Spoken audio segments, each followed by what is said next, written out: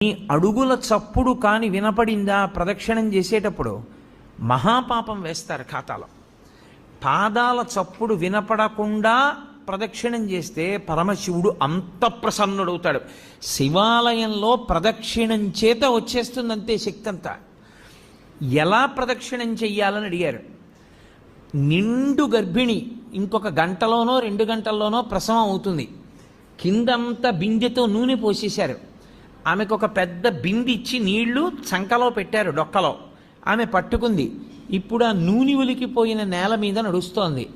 ఆమె ఎంత పరాకుగా అడుగు వేసి నడుస్తుందో ప్రదక్షిణ సమయంలో అంత పరాకుగా అడుగు వేసి నడవాలి, చప్పుడు రాకుండా.